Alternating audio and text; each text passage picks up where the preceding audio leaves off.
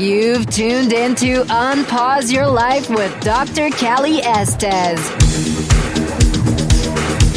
Your access to success strategies and more to help you move onward and upward with your life. Listen in each week as she interviews others who have really taken their essence to the next level and truly unpaused their life. Now here's your host, Dr. Callie Estes. Hey everyone, welcome to the show. This is Dr. Callie Estes, and I am founder of the Addictions Academy, the Addictions Coach, and Rehab Rescue. Welcome to Unpause Your Life. This is a great podcast where we showcase people who have done something extraordinary with their life. I welcome you, and I hope you enjoy all of our guests.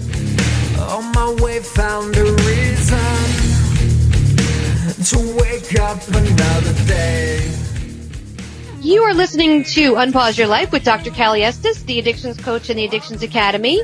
My guest today is Shawn McBride, and I want to tell you a little bit about him. He is a leading authority in business planning and execution. He's an attorney licensed in 12 states. That's a lot of states. And DC and CPA licensed in 3 states. He brings the message of do business differently, which is trademarked, to his audiences and clients, teaching them that they can each find their own unique competitive advantages in business. His clients call on him for help in a variety of areas of business planning and execution. He is noted for his 2 books, Business Blunders, which is my favorite, which helps business leaders avoid common business mistakes, and It's About Time, which has become a guidebook to countless organizations that have implemented Time Magicment techniques to radically transform their team's use of time. He is also the host of the Future Done Right show and podcast, where he talks to tomorrow's leading business minds about their plans and insights for the future of business. Welcome, Shawn. How are you today? I'm doing great. How you doing, Callie? Everything's good over here. Awesome. Well, let's get started. Let's get down to the nitty-gritty. I want to talk about business blunders and what stupid shit people do. Tell me from your experience what you have seen, what people do, and how do we combat that? The big thing is people are entrepreneurial, which I love. I love entrepreneurial people. I love people that want to go out and get business and do business, right? That's part of the American dream, part of the Western dream. Like, I'll start a business, I'll make a bunch of money, and that's great. But what people fail to do is they don't do their homework, and they just think that everything's simple. And that's probably one of the biggest mistakes we have with people is people just think everything should be easy, right? I'll form a company. And, one of the big ones, as a business lawyer I see is people go out and they want to file an LLC and they're like, oh, a lawyer's going to charge me, $1,000 or $1,500 to file my LLC paperwork. I see here I can file it with the state directly and I'll save that money. Well, what they don't realize is, there's some paperwork behind the scenes that should be done at the same time. That paperwork should say certain things in certain ways, and the state doesn't tell you that. They're like, you send us the $300 or $400 or whatever that particular state filing fee is. They'll file it. They don't care if it's right or wrong. And that sits there and it's fine, and they get started and they start running their company, and then, 2 or 3 years later, 5 years later, they want to sell their company or they get sued. And then suddenly this little $1,500 they saved before either cost them tens of thousands of dollars or more, just because they didn't stop and ask questions or think. So I think that's one of the biggest mistakes is people they don't think about the gravity of a lot of stuff. They just start jumping and doing without planning. And that underlies a lot of the business blunders I covered in that book, Business Blunders, you mentioned earlier. So not thinking things through, jumping in, and then of course being cheap, not wanting to pay for services. Like business entrepreneurship 101 is hiring people to do what you cannot do because that's what they do better. Right? Right. That's part of it. Yeah. What's your core value added? What do you do really good? Spend your time doing that. Hire other people to do the things you don't do well. Right. We talked about that before when you and I've had conversations, and that just makes perfect business sense. But yeah, people don't do that. I always tell people I don't clean my house, and they say, oh my God, why not? And I say, well, it takes me, and I have a condo, so it's not huge, but it takes me 4 or 5 hours because I'm scattered and stuff's everywhere. And then I get distracted. I'm looking at pictures when I should be dusting, and it's a mess. So it's easier for me to hire somebody and pay them the $60 or $100 an hour to come clean the house in 2 hours because they're good at it. And I can make more money doing what I do in that 2 hours. That's definitely good leverage, and you have a couple things there. I mean, first you got to make sure that, you can indeed earn enough money to recoup that investment of time. And you got to have a belief in yourself, right? Like, I will go do something that will return more than $60 or $80 an hour. And, and particularly from sales, that's a little tricky because every hour doesn't return you $60 or $80 if you're selling something. It's 1 hour returns you, $20,000 or $50,000, but 10 hours returns you zero. But that's just the reality of being in that profession. But you still got to take the big view, right? You got to step and know what your plan is, know what your value added is, and know really what you should be doing every day. Correct. Now, what are some other mistakes you see entrepreneurs make? The other one is, just not sitting down and getting good records. So this is boring stuff, right?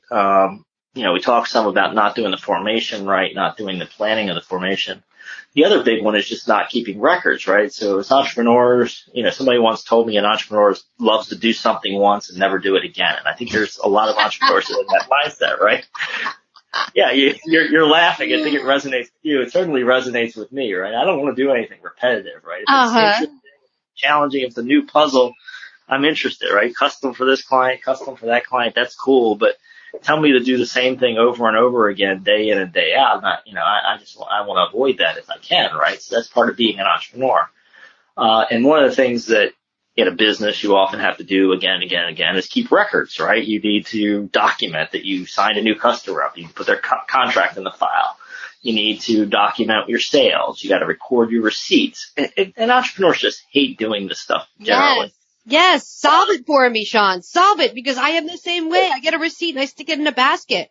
And I say, I'll deal with this later. And then when it's time for my CPA, I hand him the basket. And he's like, really? Yeah. Really? Well, the middle step for you probably is a bookkeeper, right? I mean, it's not for the entrepreneur to do stuff with the receipts. It's to have a system, So the middle step probably is have somebody come in once every 2 weeks or every month and take your basket and say, okay, I'm going to go type these into the computer. I'll ask you if I have any questions. And then when your accountant gets it, they're getting it in a more reasonable form, right? So the bookkeeper makes a little money, probably charges you less than what the accountant would, and you end up with better records. But record keeping, you need to have a system and a process there to move, from getting all these random records, getting all these random things to having, those final records where if you get audited by the IRS, if you have somebody slip and fall on your property and turn around and sue you, if you get an acquisition, a lot of people don't realize this. You want to build this company up. A lot of people have the dream of, I'm going to work at this company for 5, 10, 15 years. I'm going to create a really valuable company. And then I'm going to sell the company and I'm going to go drink margaritas on the beach. Well, before you get to having margaritas on the beach, the acquirer is going to come in, and a good acquirer, one of the first things they're going to say is, give us all your records. And their team's going to start going through it. And they're going to say, do you have all the receipts? Did you have all the contracts you signed? Did you pay all your state income taxes? Did you pay all your state sales taxes? They're going to ask all these hard questions. So if you don't have your house in order, that beautiful exit that you're building to, it may not happen. And that's, it's not just they may reduce the price of the acquisition because you don't have your records in order. I've seen deals fail because the buyer gets freaked out, right? They're like, well, if they didn't pay their sales tax in Indiana and they didn't pay their sales tax, in Wisconsin, did they not pay their sales tax in another state? Or their other records missing? I don't know. I'm out of this, and they go buy a different company. I've seen that happen. Wow. So it's basically learning to set yourself up for success, not failure. That's a big piece of this, right? Is, you're looking, you have to understand, you talked a lot about delegation when we did a recent recording for a different show. And that's important, and delegate to the right people. There are people out there that want to put those records in order. They want to make everything look neat and tidy. They want to put everything in a bow, right? There's people that have that personality set. Let them spend their time putting your records in a neat, tidy order and, showing everything how pretty it is and how neat it is. But yeah, what is your end game? If your end game is to sell your company, when I do planning, I tell people work backwards. Okay, so I want to sell my company. Well, what do I need to do to sell my company? I got to have a profitable company. I got to have good records. I have to have everything ready for the acquirer. Okay, so what do I need to be doing now, 5 or 10 years ahead of this event, so that when I get to the event 10 years from now, that I have a profitable company with good records that's ready for the acquirer to get, right? So you got to just connect those dots in your head. And that's a big mistake a lot of people make, is they focus on one or two pieces of the puzzle and they don't focus on the entire puzzle. Well, I think as entrepreneurs, we're good at running our company. You know, we're good at making things, creating things, making money, making the wheels turn. When it comes to the tedious, you know, crap we're supposed to do on a daily basis, none of us want to do it because it's just boring and it doesn't generate income. Sitting here going through receipts doesn't generate income. It's, to me, wasted time. And the crazy lady that I have that comes in that does my books enjoys that. So she's sick. I don't know what's going on there, but right. Let them do that, right? To you and me, that feels like wasted time. I mean, it's necessary in the business. Somebody's got to do it, because if you don't do it, you got the consequences of, you know, what if there's an audit? What if there's a, you know, what if there's a review by a government authority? What if there's a lawsuit, right? You got to have it done. Doesn't have to be done by you. So, you know, you let somebody else do it that likes it. You know, just make sure it gets done. Your job as the leader of the business is make sure that all these critical functions get done. The blunder, as we're talking about what the big mistake is, the owner never stops and says, yeah, the receipts need to get entered. Yeah, we need to have good records. Yeah, we have to have all that done, because that becomes a surprise later when they go to sell that business. Right. So what else do you see? What are some other issues that people in entrepreneurship do, or in general? I mean, you're an attorney, so what are you dealing with? What are you seeing? You know, a lot of my work, ownership, control of the business. You know, another big one out there that people miss, and it's just a lack of knowledge, is securities offerings. And this sounds like a big thing, scary, you know, and people say, oh, I have a small business. I don't have to worry about anything related to securities law. Well, if you're selling ownership interest in your company, that is, you know, what the securities regulators will call a security. So if you say, hey, Joe, you want to give me $100,000 for 10% of my company? And, you know, this could be a very early stage company. You are doing a securities offering. And a lot of business owners don't realize that. And that's one of the ones where you can mess the paperwork up, not comply with the law, and you can really haunt you for a long time later. So, that's a big one that gets missed on a lot of people's radar is, you know, hey, we, got to make sure that anytime we're dealing with ownership or control of the business, that we get the right people involved, we get the right paperwork done. You know, that's, you know, as a lawyer, the big thing I see a lot of times is people miss money or opportunity or cause problems because they don't do some of the basic compliance. So you have to, and again, it's not your job as the entrepreneur to do this. Just get somebody on your team that, you know, asks the questions and, you know, calls the lawyer and says, hey, you know, do we have to think about this? What issue should we be looking for next in our business? And a good lawyer will tell you, if you're going to bring owners in, you got to make sure you have all the right paperwork in order, and you got to maybe need state filings in some cases, and certainly need to have documentation that you comply with the law, and they can help you build that file. Again, it's not to overwhelm you. It's to help the business owners that are listening to this not have a surprise later, and to make sure they get to that sale of their company they want, to make sure that they don't end up in trouble, you know. And there's two friends of mine, or at least acquaintances, I don't know if I call them friends, we don't talk all the time, but they went to federal prison because they worked at companies because they didn't do the paperwork right. They were part of a management team that brought in investors. The paperwork got messed up, and these two guys, they're both speakers now, ended up going to federal prison. Oh, wow. Yeah. Simply from not doing the paperwork right. Because basically the Securities and Exchange Commission in both of those cases, and the state authorities have similar authorities. State authorities tend to do the smaller cases, federal tend to do the bigger, but that's not always the case. But the SEC came in both of those cases. They felt that the management team deceived the investors. The one guy, and both of them, and they both seem like nice guys. Both of these guys tell me that they didn't really know what was going on. They didn't think that they were defrauding anybody, but the companies weren't particularly careful with what they told the investors. There was some misleading information. The investors put their monies in. Of course, the company didn't perform as well as they thought, and both these people ended up in jail. Wow. So yeah, it can be very serious, you know, if you do it wrong. Particularly if people lose money and they get pissed off and they call the government, you know. Of course, that's how the show American Greed got born, I believe, from people who do it wrong. Yeah. Okay.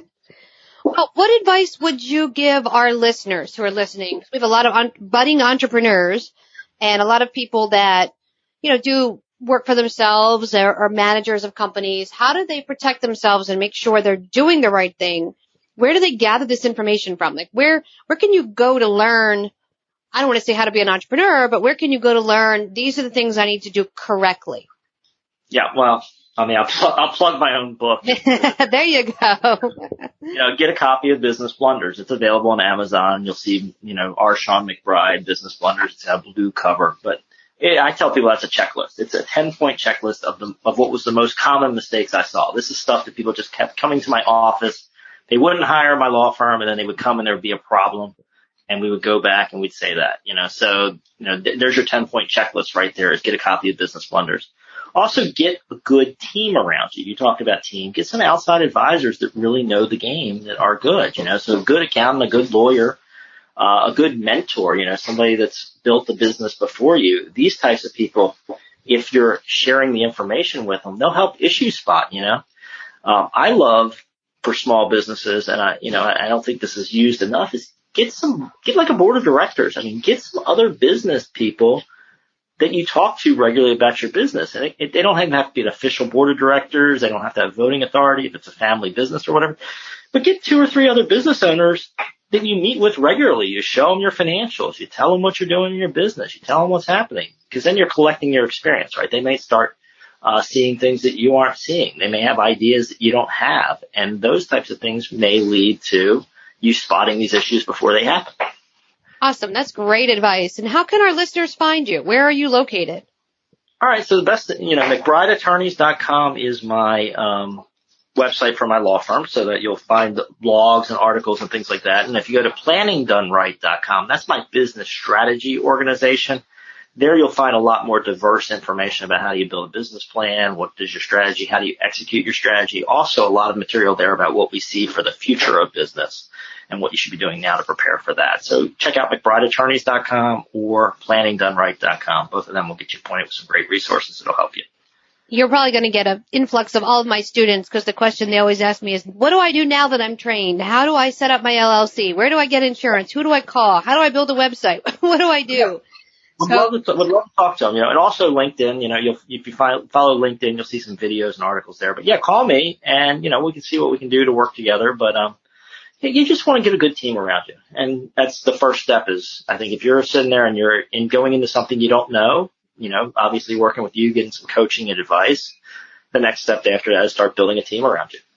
Absolutely. Well, thank you so much for coming on. I know we're short and sweet, so you can reach out to Shawn McBride. We'll put all of his contacts up for you if you have any questions, legal questions. I know a lot of you have legal questions you come to me with, and I'm not qualified to answer. I'll be sending them to you.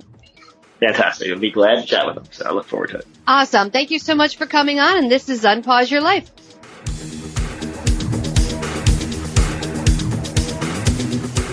Hey, everyone. Thanks again for listening. I really hope you enjoyed the show today. Head on over to iTunes and Apple Podcasts and leave a comment or review of what you think. Or contact us at 1-800-706-0318. If you want to be on our show, feel free to email or call. And if you have a topic, feel free to email or call as well. Thanks for listening to Unpause Your Life. For show notes and more, head on over to unpauseyourlife.com.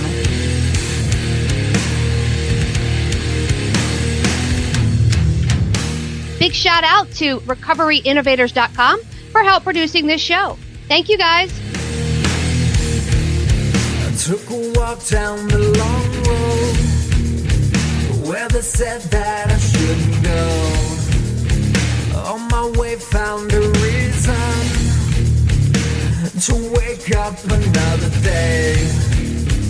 But they needed to show you all the things that you won't do. Find faith or religion, but nothing to show for it. No need to escape in love with my pain. I may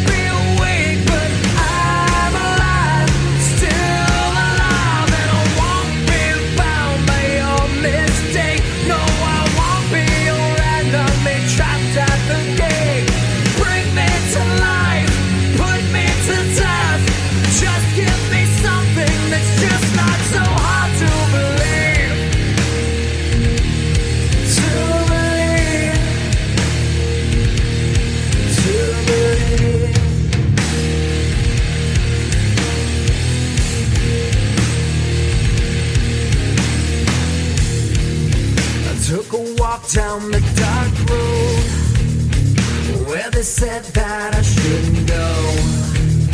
I knew the dangers of flying. Now I'm so far from silent ground.